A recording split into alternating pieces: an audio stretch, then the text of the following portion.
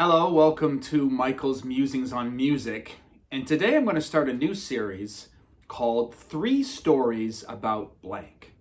Today, 3 stories about Beethoven. Now, in the years immediately after Beethoven moved to Vienna, he was known as much as a concert pianist as he was as a composer. And in fact, he was one of the best improvisers. Now, in Vienna at that time, they used to have improvisational contests where 2 pianists would be pitted against each other.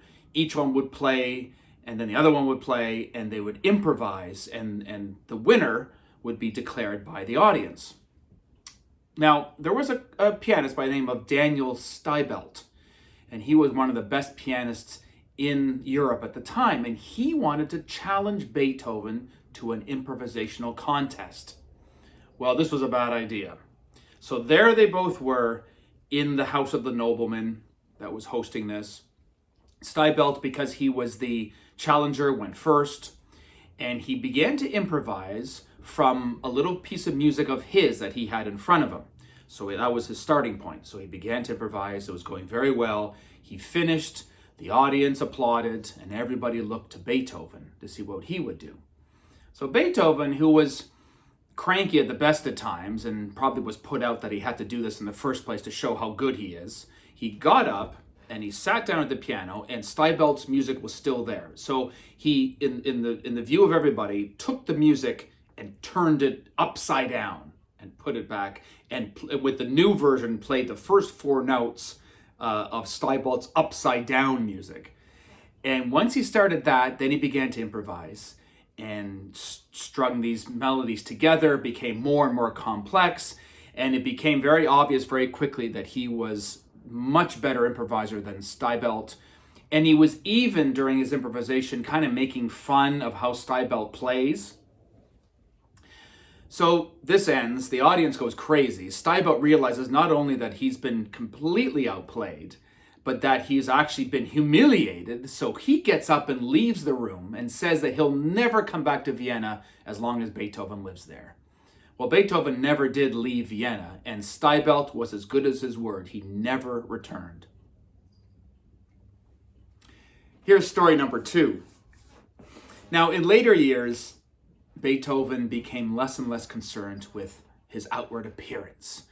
And so to keep this in mind, as I tell the story, one day Beethoven wakes up in the morning and decides to go on one of his walks. And what he used to do was to go out and he would think about musical ideas, and he'd have a little notebook and he'd write them down as he walked and thought about them. And sometimes these walks would last hours. So he's walking and walking, thinking about his next composition. And he realizes after a while that he's lost. So he comes into a town he doesn't recognize, and he begins to look through the windows of people's houses and shops, wondering where the heck he is. While he was doing this, a policeman sees him, and because he's looking a little suspicious, and because he's quite unkempt, the policeman took him for a vagabond, for a tramp.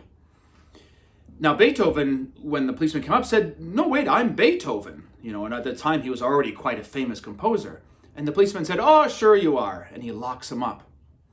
So Beethoven was really, as anyone would be, very frustrated with this situation, and asked the constable if he could go get a music director from the town over, very close, called Herzog.